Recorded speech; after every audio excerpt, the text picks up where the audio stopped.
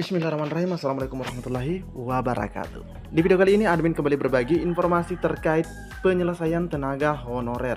Nah, di sini kita dapatkan informasi buat rekan-rekan semua terkait masa kerja. Jadi buat teman-teman semua yang lagi menonton video ini, silahkan disimak videonya dengan baik, jangan di skip agar tidak salah dalam memahami informasi yang admin sampaikan. Jika ada salah-salah berarti abaikan saja rekan-rekan. Oke, tanpa berlama-lama kita lanjut saja ke info intinya. BKN putuskan hanya tenaga honorer yang punya masa kerja segini, jadi masa kerja segini yang dapat diangkat P3K tahun 2024. Nah, kira-kira masa kerja segini yang dimaksud itu seperti apa teman-teman ya? Ini juga admin sudah penasaran. Kita lihat saja bersama-sama informasinya. Sudah memasuki pertengahan tahun 2024. Oh iya teman-teman ya, sekarang sudah Juni. Tenaga honorer masih menanti pengangkatan menjadi P3K. Jadi di sini semua memang menanti pengangkatan ini teman-teman ya, atau seleksi.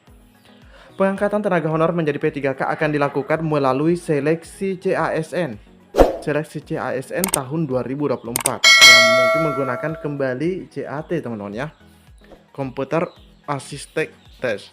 Hal tersebut disampaikan oleh Menteri Pendayagunaan Aparatur Negara dan Reformasi Birokrasi, yaitu Bapak Abdullah Azwar Anas ya, selaku Menpan RB.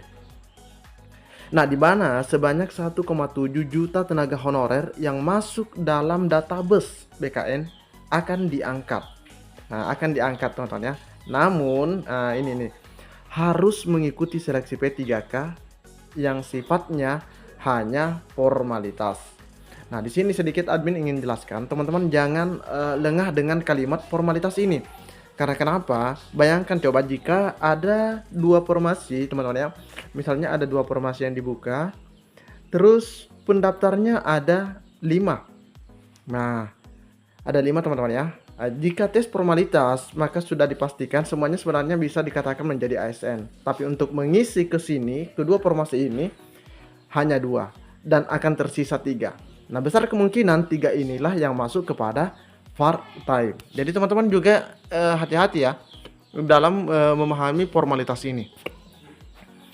Hal tersebut dilakukan untuk memudahkan pendata ulang. Jadi maksudnya tadi ada 5, yang 2-nya lolos, ya ini lolos. Jadi yang 3-nya ini, nah ini kembali secara otomatis terdata menjadi honorer. Seperti yang diketahui bahwa seluruh tenaga honorer akan diangkat, namun hanya yang masuk dalam database BKN saja. Nah, bagaimana dengan yang tercecer? Nah, kita tunggu di permenpannya teman-teman ya. Semoga diakomodir juga. Nah, kasihan kalau misalnya mereka tidak diakomodir. Itu berarti BKN memiliki kriteria tersendiri bagi tenaga honorer untuk bisa lolos verifikasi dan validasi data. Kriteria tersebut dilihat berdasarkan usia dan masa kerjanya. Nah, ini perhatikan ya, usia dan masa kerjanya, ada ijazahnya, hingga kepemilikan dokumen seperti SK pengangkatannya, dan juga ini SPTJM ya. Ini ada typo. Dan SPTJM-nya.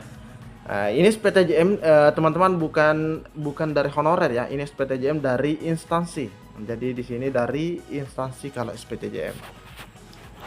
Nah, di sini kita lihat adapun masa kerja menjadi hal yang sangat penting.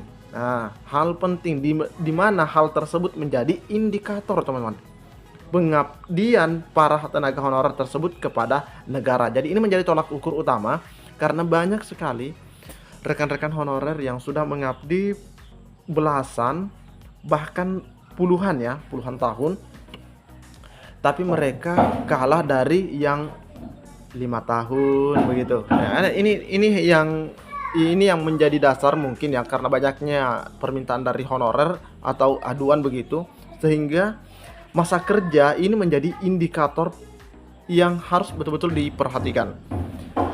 Pendataan untuk pengangkatan tenaga honorer tahun ini sudah dimulai. Nah, ini ya, tahun ini sudah dimulai pendataan ya, tahun 2022. Jadi pendataan untuk pengangkatan tenaga honorer tahun ini sudah mulai sejak tahun 2022 yang lalu memang teman-teman ya. BKN menyampaikan bahwa tenaga honorer yang dapat diangkat menjadi P3K tahun 2024 yaitu memiliki masa kerja minimal 1 tahun pada 31 Desember 2021. Itu yang masuk dulu teman-teman ya. Adapun kriteria lain untuk tenaga honorer yaitu berusia paling rendahnya 20 tahun dan paling tinggi 56 pada 31 Desember 2021 yang lalu. Nah, itu kriterianya. Terus memiliki SK pengangkatan, terus ada ijazah, ada SPTJM dari kepala daerah. Nah, ini yang admin sampaikan ya, dari instansi. Dan bukti nominal gaji instansi selama mengabdi. Kalau ini dulu ada yang disampaikan berapa gaji per bulannya, itu diisi oleh honorer teman-teman ya, di akun pendataannya. Seluruh tenaga honorer akan diangkat melalui seleksi, hanya yang membedakan adalah P3K penuh waktu bagi yang lolos dan paruh waktu bagi yang belum berhasil memenuhi lowongan formasi.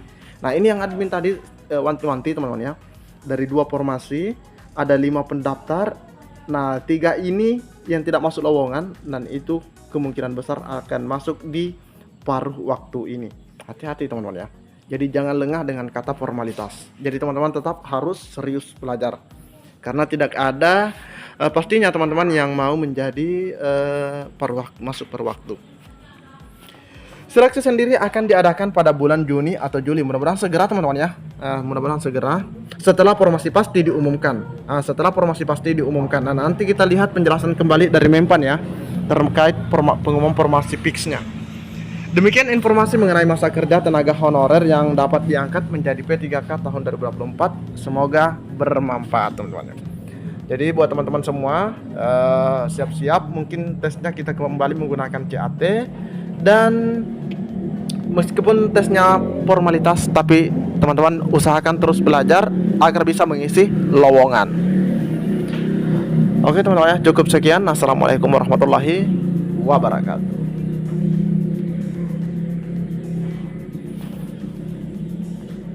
Pengumuman disampaikan untuk pendaftaran dan lain-lain sekitar kemarin sudah kita umumkan, tapi formasi fixnya kira-kira bulan Juni lah. Juni ya Pak ya. Iya. Wah, itu kita harus siap-siap itu. Ya. Berarti saya udah nggak bisa nih Pak ya, udah di atas 40. Ya, sudah di Pak, ini ada IKN, kemudian ada kantor-kantor